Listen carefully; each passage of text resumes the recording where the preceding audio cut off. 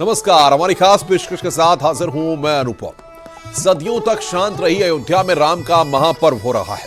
रामलला की प्राण प्रतिष्ठा की शुभ घड़ी पर सजी संवरी सुंदरतम अयोध्या अपने आराध्य की ही तरह मंत्रमुग्ध कर रही है। लेकिन कुछ ही अंतराल में यह आमूलचूल परिवर्तन आया कैसे? अयोध्या के कायाकल्प का अभियान चला कैसे? किसने इस जीर्णोद्धार की कमान संभाली और अयोध्या को उसके वैभव लौटाने के लिए कितना श्रम हुआ? कितने अविश्वसनीय कार्य हुए और क्या है अयोध्या के पुनरुद्धार के जरिए गुरुओं को दक्षिणा दी गई वो कथा?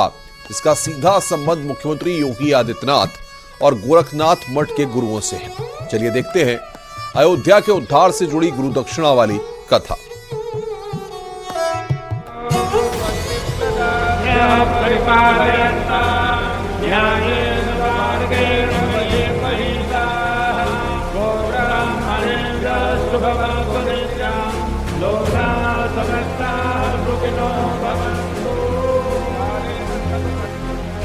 प्रतिज्ञा और शपथ का स्वर राम है। ऐसा स्वर जिसमें भारत का व्यक्ति मुक्ति की कामना करता है, अर्थात वो स्वर जो काशी में महादेव भोर से रात्रि तक अहर्निश दान कर रहे हैं, वो राम मंत्र ही तो है। राम राम सीता राम राम राम राजा राम। देवादिदेव महादेव जिनके नाम का वंदन करते हैं, भला उन महादेव के उपासक भगवान राम पर सर्वस्व न्योछावर क्यों न करें? इतिहास गवाह है, जब अयोध्या पर बर्बरता हुई, जब राम मंदिर को तोड़कर मस्जिद बनाई गई, जब अयोध्या युद्ध में गई, तो सबसे आगे भोले के यही नाथ खड़े थे और आखिरी लड़ाई को विजय तक इसी नाथ संप्रदाय के महंतों ने जारी रखा। महंत दिग्विजयनाथ, महंत अवैधनाथ, महंत योगी आदित्यनाथ। राम जन्मभूमि पर मंदिर टूटता है और वहाँ बाबरी मस्जिद बनाई जाती है। उसके ठीक थोड़े दिन बाद फिर औरंगजेब के समय में गोरखनाथ मंदिर पर आक्रमण होता है, गोरखनाथ मंदिर टूटता है। यहाँ के योगी उसकी तो ऑलरेडी गोरखनाथ मंदिर तो एक प्रकार से स्वयं भुक्तभोगी है। ऐसे में गोरखनाथ मंदिर के पीठाधीश्वरों ने अपने मंदिर की सुरक्षा के साथ साथ राम जन्मभूमि पर भी राम जन्मभूमि के मंदिर के पुनरुद्धार के लिए शुरू से उन्होंने वो संघर्ष किया है। लेकिन हमारे पास जो आंकड़े मिलते हैं, जो डेटा है, वो महंत गोपाल नाथ जी के बाद मिलने लगता है। अयोध्या आंदोलन के पक्ष अनेक हैं, अनंत हैं। जब जब राम मंदिर आंदोलन की बात होगी, तब तब गोरक्षनाथ पीठ और इसके 3 महंतों का नाम सबसे ऊपर होगा। श्री राम मंदिर आंदोलन में महंत दिग्विजयनाथ की बड़ी भूमिका रही है। 1949 में दिसंबर के महीने में जब श्री राम जन्मभूमि पे जो कथा का आयोजन किया गया था, उसका नेतृत्व खुद महंत दिग्विजयनाथ जी महाराज ने किया था और वो 1 सप्ताह तक चला था। 22 और 23 दिसंबर की रात में जब वहां पे भगवान श्री राम का प्रकटोत्सव हुआ था, तो उस दौरान भी महंत दिग्विजयनाथ जी महाराज वहां पे मौजूद थे। जब कभी आंदोलन के सृजन पक्ष को केंद्र में रखकर ये सवाल पूछा जाएगा कि पहली पहल किसने की, कब की, उसका स्वरूप क्या था, तो सबसे पहले रामलला प्रकट की वो रात और महंत दिग्विजयनाथ याद आएंगे। महंत अवैधनाथ का चलाया वो पहला फावड़ा याद आएगा। दिल्ली में हुई धर्म संसद की अगुवाई करते महंत अवैधनाथ याद किए जाएंगे। साल 2003 में विराट हिंदू सभा को उनका बल याद दिलाते हुए योगी आदित्यनाथ याद किए जाएंगे। दिग्विजयनाथ जी महाराज 1967 में जाते हैं। महंत अवैधनाथ जी महाराज उनके पट शिष्य हैं, उनके उत्तराधिकारी होते हैं। 1984 के आसपास फिर इस पूरे अभियान को संगठित किया जाता है। राष्ट्रीय स्वयंसेवक संघ और देश के साधु सन्यासी मिलकर के इस पूरे अभियान को पर एक नया संगठन शुरू करते हैं। राम जन्मभूमि मुख्य यज्ञ समिति का गठन होता है और महंत अवैधनाथ जी महाराज सर्वसम्मत से उसके अध्यक्ष बनते हैं। तो वहाँ से लेकर के और उस विवादित ढांचा के गिरने तक महंत अवैधनाथ जी महाराज उस आंदोलन के अगुवा हैं।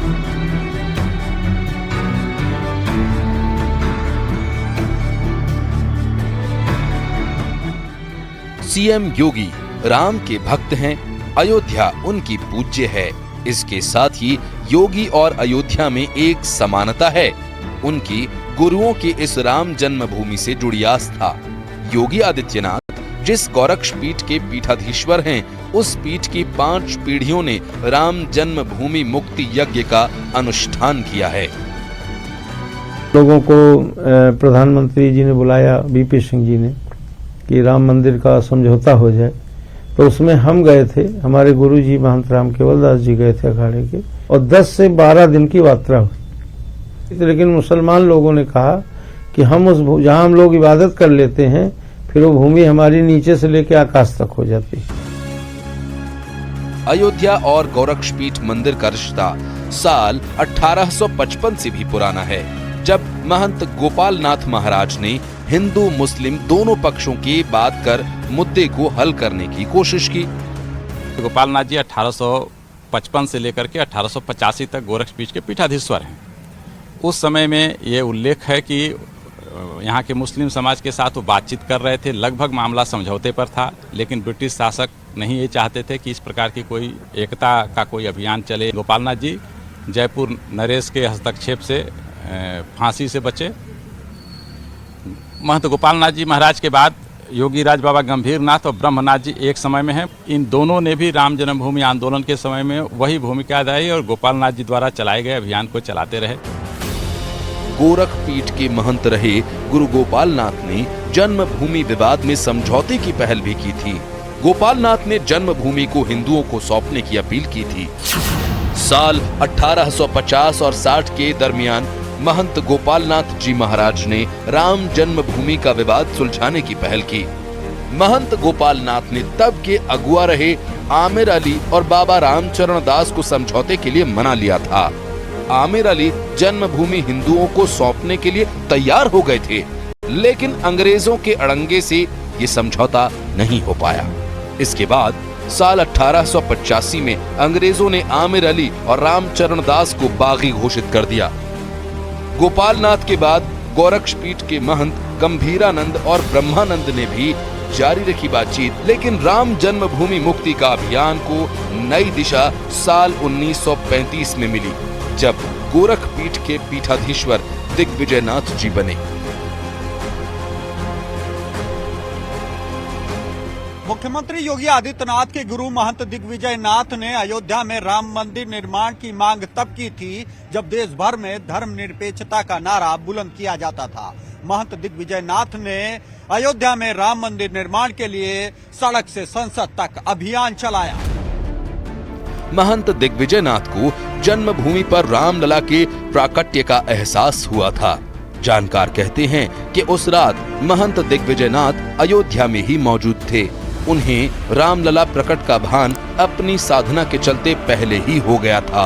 इसी के बाद उन्होंने अयोध्या आकर भजन कीर्तन किया, साथ ही वो देश भर में राम मंदिर के लिए जन जागरण अभियान में जुट गए।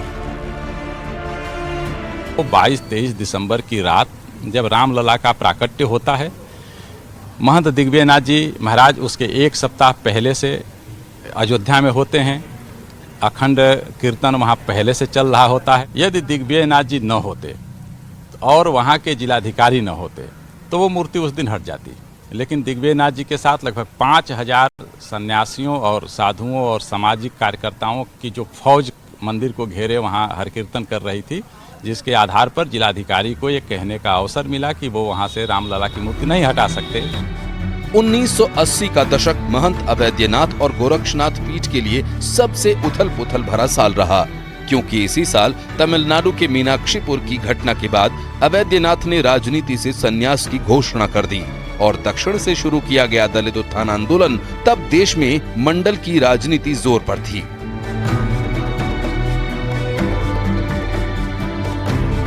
परंपरागत रूप से गोरक्षपीठ को शैव पीठ माना जाता है, शिवावतारी गुरु गोरक्षनाथ कहे जाते हैं, पर अपने बहुत सारे कामों की वजह से महंत अवैद्यनाथ जी की सभी वैष्णवों में भी, शाक्त में भी, सब में बड़ी अच्छी छवि थी और बहुत धर्माचार्यों का उनको समर्थन प्राप्त था। और ख़ास तौर पर जो उनका एक बड़ा काम था, जो उन्होंने मीनाक्षीपुरम मंदिर में का जो मामला था, और जब उन्होंने पहली बार ये कहा कि साहब दलितों को भी मंदिर में प्रवेश करने के लिए एक बड़ी लड़ाई लड़ी, सहभोज आयोजित किए, दलितों के साथ भोजन करने के लिए और अस्पृश्यता दूर करने का उनका इतना बड़ा कंट्रीब्यूशन था कि इसके चलते वो एक स्वाभाविक चयन थे। महंत दिग्विजयनाथ के उत्तराधिकारी अवैधनाथ ने साल 1984 में राम मंदिर आंदोलन को देशव्यापी बनाया। अब देश में राम के नाम की गूंज तेज हो गई थी। एक तरफ विश्व हिंदू परिषद राम आंदोलन को मुद्दा बना रही थी, तो दूसरी तरफ मोर्चा संभाले थी गोरक्षनाथ पीठ और आंदोलन का सबसे प्रमुख चेहरा बनकर उभरे महंत अवैधनाथ। श्री राम जन्मभूमि मुक्ति यज्ञ समिति के गठन के बाद 7 अक्टूबर 1984 को इसी सरयू घाट पर एक विशाल धार्मिक जुलूस निकाला गया, जो 14 अक्टूबर को राजधानी लखनऊ पहुंचा। बताते हैं कि बेगम हजरत महल पार्क में आयोजित इस कार्यक्रम में लाखों लोग पहुंचे। इस साल की अगुवाई करने वाला चेहरा कोई और नहीं बल्कि सीएम योगी के गुरु महंत अवैधनाथ ही थे। कहते हैं कि इस सम्मेलन से तत्कालीन सरकार हिल गई। महंत के नेतृत्व में एक प्रतिनिधिमंडल ने मुख्यमंत्री नारायण दत्त तिवारी से मुलाकात कर मांग पत्र सौंपा। 1984 से लेके ऑनवर्ड जब तक वो रहे, तो दो चीजें आप खास तौर पर पाएंगे। पहला ये कि उनको सबका विश्वास और सबका समर्थन हासिल था।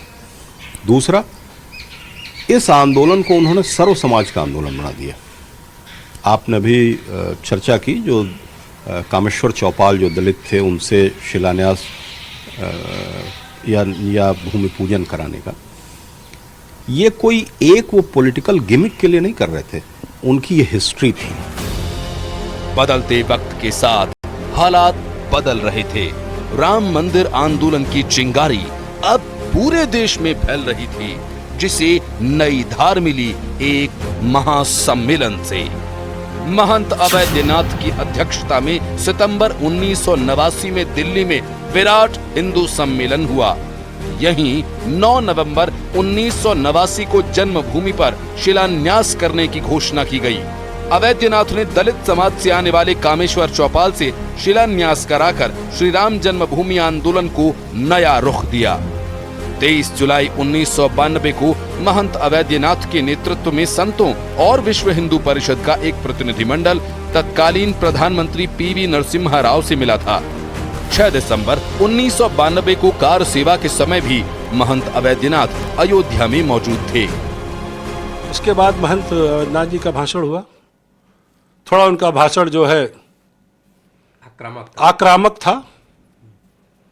उन्होंने पुरानी चीज़ों को बताना शुरू किया कि कितने बार आक्रमण हुए, कितने लोग शहीद हुए इस जन्मभूमि को के लिए। उनके भाषण के पश्चात तो हमको लगता है कि श्री रामचंद्र परमहंस जी के जबान पर सरस्वती आ गई थी। यानी बाबर की बर्बरता के बाद से विवादित ढांचे के विध्वंस तक योगी के गुरुओं ने लगातार आंदोलन की कमान को संभाले रखा, नई धार दी। फिर वक्त बदला। गोरक्षनाथ पीठ की कमान महंत योगी आदित्यनाथ के हाथ में आई। अब इतिहास ही नहीं, अयोध्या का भूगोल भी बदलने वाला था।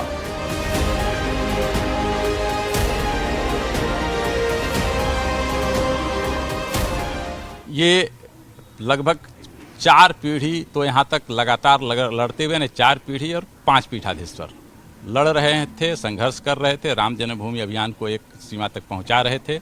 और ढांचा गिरने के बाद अब केवल हिस्सा था उस पर मंदिर बनना। उस मंदिर के बनने के साथ न्यायालय का निर्णय और मंदिर का निर्माण, ये अवैधनाथ जी महाराज के अभियान का अगला हिस्सा था, जिसमें वो एक कहते हुए यहाँ से इस परलोक गमन किए कि उनके जीवन की अंतिम इच्छा है कि भगवान श्री राम के जन्मभूमि पर मंदिर बने, जिसे उनके पट शिष्य योगी आदित्यनाथ जी महाराज पूरा कर रहे हैं। योगी के अयोध्या संकल्प की शुरुआत यूं तो 15 फरवरी 1994 में मठ के उत्तराधिकारी बनते ही शुरू हो गई थी, लेकिन गोरखपुर में 2002 और 2006 में अंतर्राष्ट्रीय स्तर के विराट हिंदू संगम का आयोजन इस दिशा में मील का पत्थर साबित हुआ। यानी दिग्विजयनाथ जी और अवैधनाथ जी के संयुक्त स्वरूप योगी आदित्यनाथ जी महाराज हैं। योगी आदित्यनाथ जी महाराज ने गोरक्षपीठ के उन सभी अभियानों को, चाहे वो सामाजिक परिवर्तन का अभियान रहा हो, सांस्कृतिक राष्ट्रवाद का अभियान रहा हो, शिक्षण और चिकित्सा संस्थाओं के सेवा का अभियान रहा, जो भी गोरक्षपीठ के महंत या गोरक्षपीठाधीश्वरों की परंपरा ने जो भी चीज़ें शुरू की थी, उसे बखूबी उन्होंने आगे बढ़ाया। इसमें श्री राम जन्मभूमि को भी उन्होंने उसी रूप में लिया जिस रूप में महंत दिग्विजयनाथ जी महाराज, महंत अवैधनाथ जी महाराज लेकर के चल रहे थे, और उन्होंने भी इसको अपने जीवन का मिशन बनाया। जिन महंतों ने राम मंदिर आंदोलन के लिए अपना सर्वस्व न्यौछावर कर दिया, योगी उन्हीं अवैधनाथ के उत्तराधिकारी हैं, जिन्होंने अपने गुरुओं के नक्शे कदम पर चलते हुए राम से और अयोध्या से अपना अटूट नाता बनाए रखा। अयोध्या को नई लय देकर, नई शक्ल देकर योगी आदित्यनाथ ने अपने गुरुओं को दक्षिणा दी है। इसलिए गोरक्ष पीठ के पीठाधीश्वर और यूपी के सीएम योगी आदित्यनाथ के रामकाज के काम का बखान हर राम भक्त कर रहा है। आगे हम योगी के उस संकल्प को साकार होता देखेंगे जिसने अयोध्या को न सिर्फ संवारा बल्कि ग्लोबल लेवल पर नई ख्याति दिलाई। Bureau report, news 18।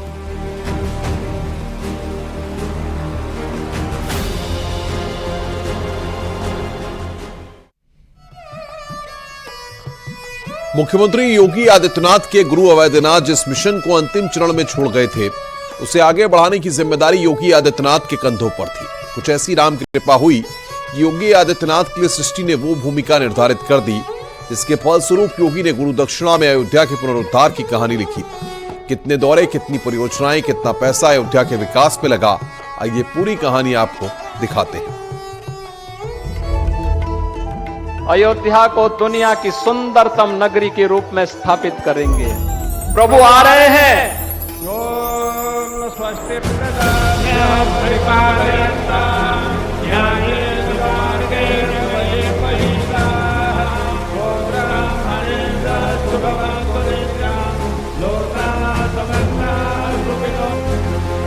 करिए, हम हिंदुस्तान में रहते हैं, यहाँ संबोधन राम राम का होता है। जन्म लेते हैं राम राम, दिनचर्या प्रारंभ करते हैं राम राम, और अंतिम यात्रा भी चलती है तो राम नाम कह करके ही अंतिम यात्रा भी निकलती है। राम के बगैर हमारा कोई काम ही नहीं।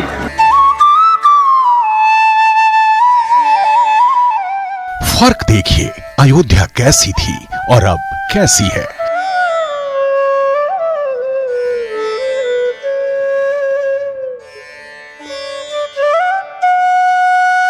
ये वही रेलवे स्टेशन है, वही देवालय हैं, वही गलियां हैं, वही इमारतें हैं।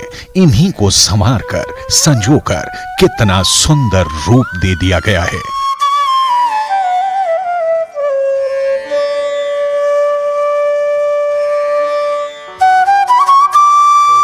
अयोध्या के इतिहास ने जैसी करवट ली है, वैसे ही उसका वैभव लौटाया गया है।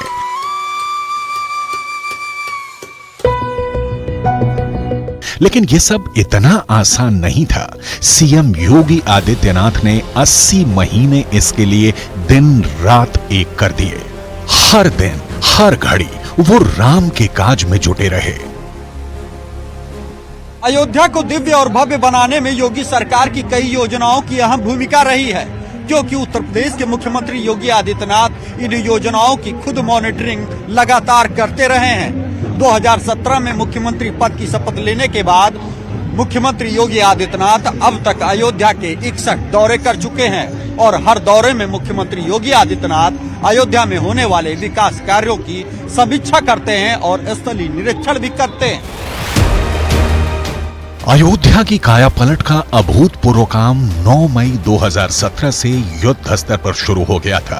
मुख्यमंत्री योगी आदित्यनाथ की अध्यक्षता में हुई कैबिनेट की बैठक में साकेतपुरी के चहुमुखी विकास के लिए अयोध्या और फैजाबाद नगर पालिका परिषद को मिलाकर नगर निगम बनाने का अहम फैसला हुआ।